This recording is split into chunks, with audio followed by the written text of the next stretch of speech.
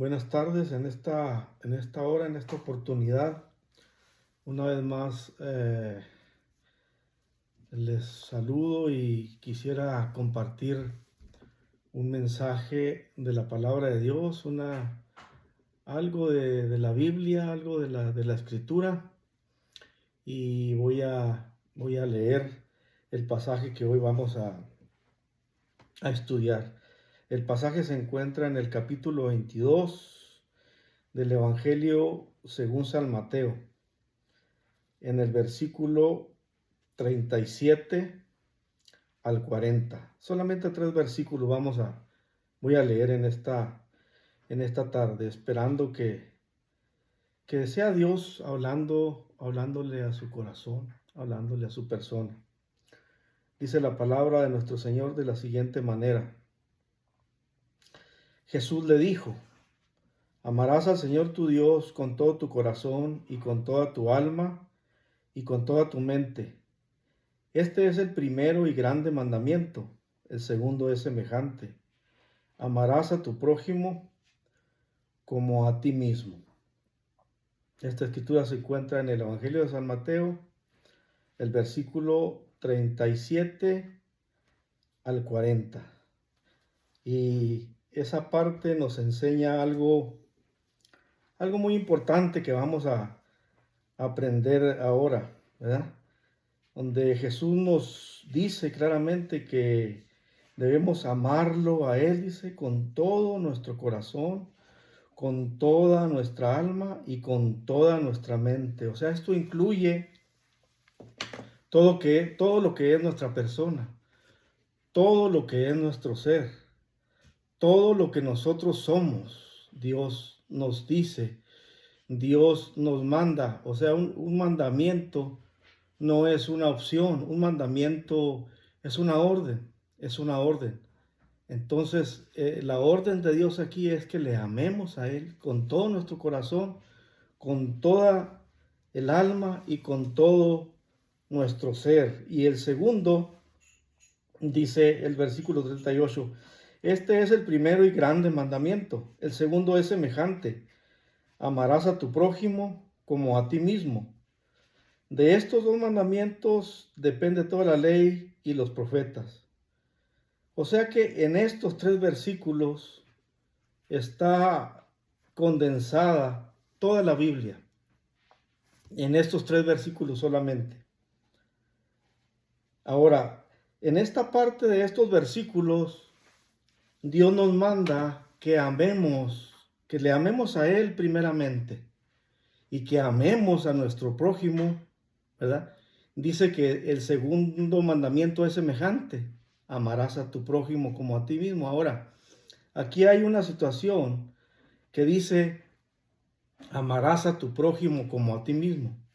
O sea, que en estos versículos no está diciendo que nosotros necesitamos amarnos más, pero lo que sí necesitamos es amar a Dios más y amar a nuestro prójimo. ¿Quién es nuestro prójimo? Cualquier persona, puede ser un miembro de nuestra familia, puede ser la persona en la calle, donde sea. Ese es nuestro prójimo. A esa persona, ya sea nuestra familia o no sea nuestra familia, Dios nos manda que debemos amar a esa persona, que debemos amar a esa persona. Entonces, ¿qué es lo que pasa? ¿Qué es lo que está pasando?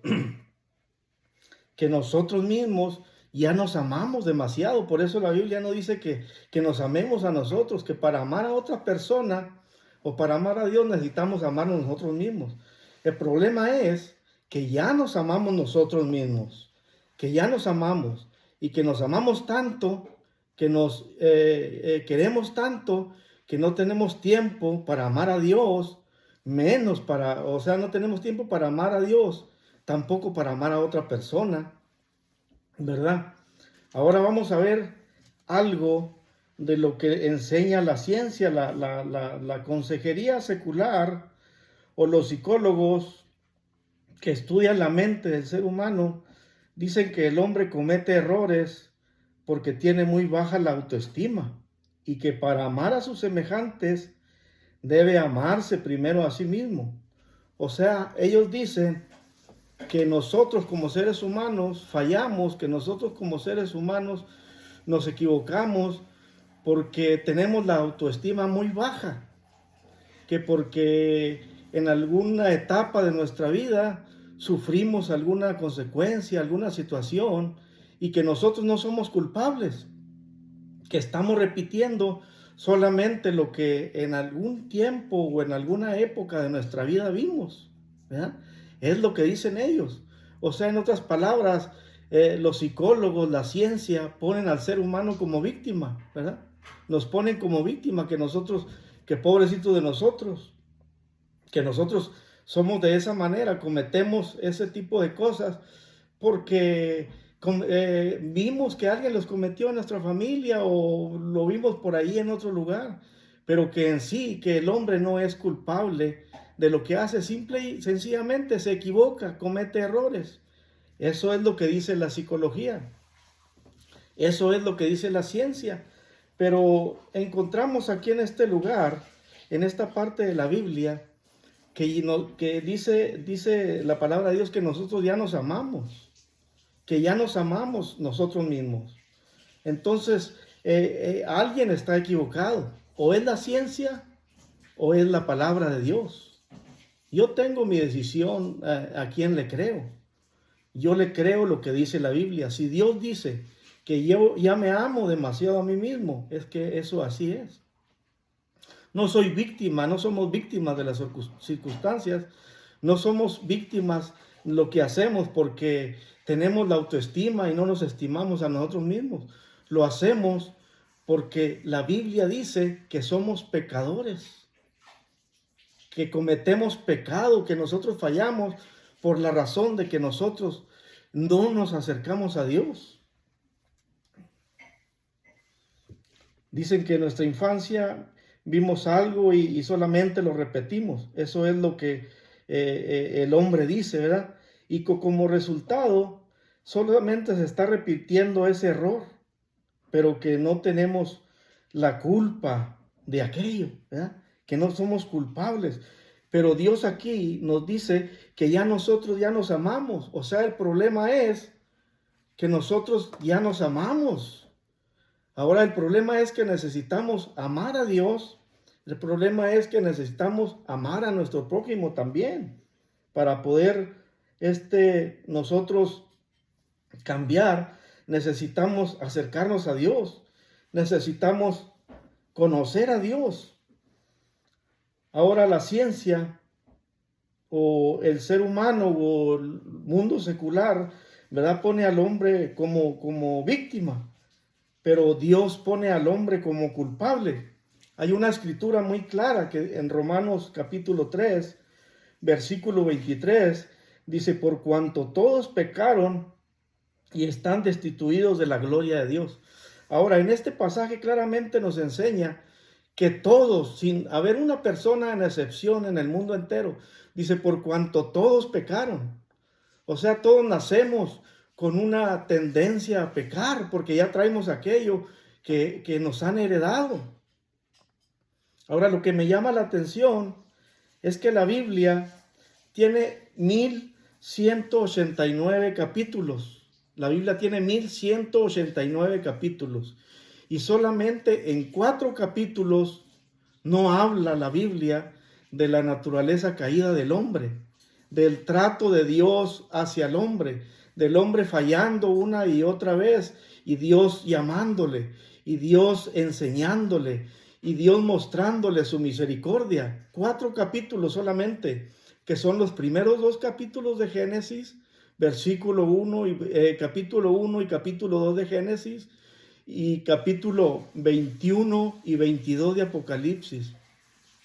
Solamente en esos 4 capítulos no es el trato de Dios con el hombre. El resto de la Biblia, todo el resto de la Biblia, una y otra vez, generaciones, años, siglos, y Dios llamando al hombre, Dios amonestando al hombre, Dios enseñando al hombre, Dios enviando a su Hijo para que por medio de él podamos encontrar la redención, el perdón, para que podamos cambiar, ¿verdad?